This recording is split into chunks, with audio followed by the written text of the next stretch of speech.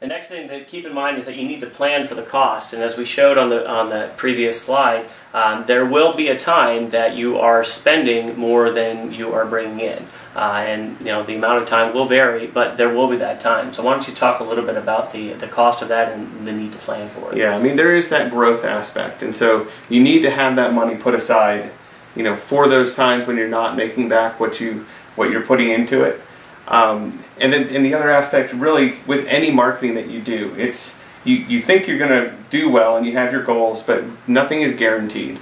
So if things don't work out quite as well as you'd hoped, you need to be prepared for that.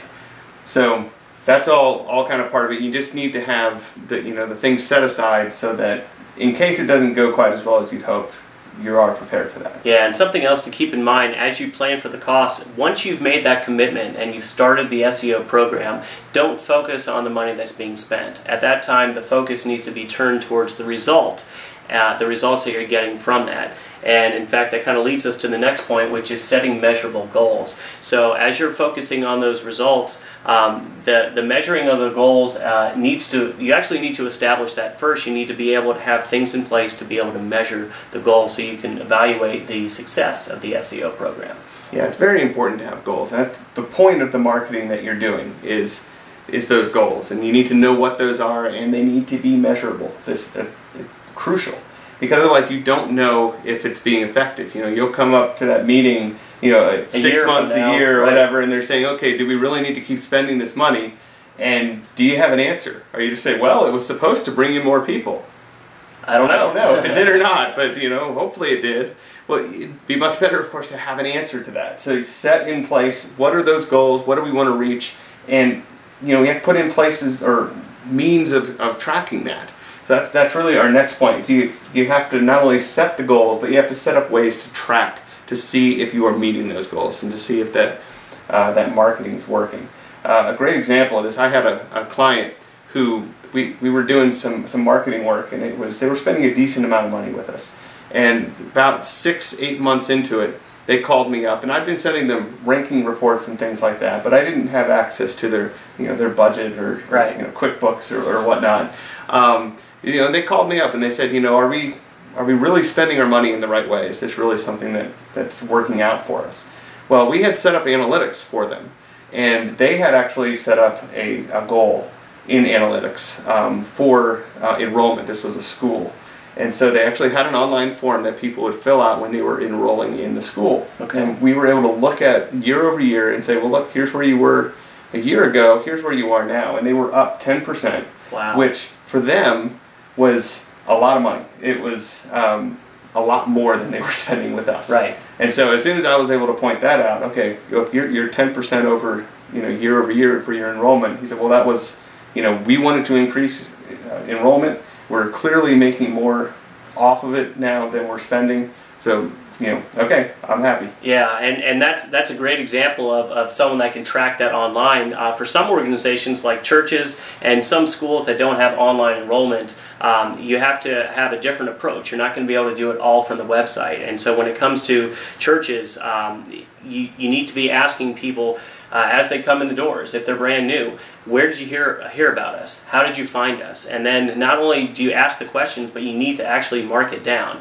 You need to check something off. You need to bring all that data and put it into an Excel spreadsheet or some kind of way that you can track it so you know exactly how many people are coming in. The same thing with schools. If you're getting a lot more traffic via the school website, that's great. But as people come into the doors and ask to get a tour around of the school and then eventually sign their children up to start attending there, you need to ask those questions. How did you find us? And that way you can track to see if the SEO marketing initiative or some other kind of marketing initiative is a result of that. But it's very important to make sure whether it's tracking online or tracking offline exactly how effective that marketing initiative is. Yeah, and then also it shifts your focus. Your focus becomes on what the benefits are, as opposed to what am I spending. Sure. If you don't know what you're getting from it, then all you're going to see, all that's going to be real to you, is that you're writing a check every month for the marketing service. But if you are seeing every month, we're getting this much in return for what we're doing, then that becomes the focus of what you're doing. So that's a very important thing to be able to do. Yeah. And it also leads to one more point that I think is really key, is that there's actually a cost for not doing SEO. You know, a lot of times we think about things that we lose in terms of things that we've had and then we no longer have it. Right. You know, I have a car, I get into an accident, I no longer have a car. I can feel that. That hurts me. You know, I know that I'm missing something. You know, same thing if I have $15,000 in my bank account, all of a sudden it's zero. I recognize that. I miss that. You know, the harder thing to recognize is, had I done something, I would now have $15,000 in my bank account instead of being broke. You know, that type of thing, it's a real loss. It's a real cost to having missed the opportunity. Right. And so, especially, I look at this, I think a lot in terms of churches, because I'm very involved with my church. And I think about the ministries that we could be doing if we were bringing more people in. And the search engines, I think, are a big part of that. And so it's, okay, if we had brought in 20 people who would have tithed, you know, say $1,000 over a year, we have $20,000 that we could put towards ministries. Right. Or, you know, and then it's 20 people who are, you know, learning more about Christ, who are growing in their faith, who are, you know, they're also hopefully doing things, and they're contributing to the ministry as well. So it's just all those things which, had you not done it, you didn't get there. Yeah. And so that is a real loss. It's a real cost. Very good point. So in summary, SEO expense or investment, I think we've clearly pointed out that it is an investment. It's not instant. It's something that does take time. You do need to plan for the cost. Set measurable goals and set up a way to track those goals and see if SEO is working. And there is a significant cost of not doing SEO. So I hope that this has been informative. Thank you, Kurt, for your time. We thank you for taking the time to watch this video. If there's anything that we can do here at OurChurch.com to help you accomplish your goals or mission online, please email us at support@OurChurch.com.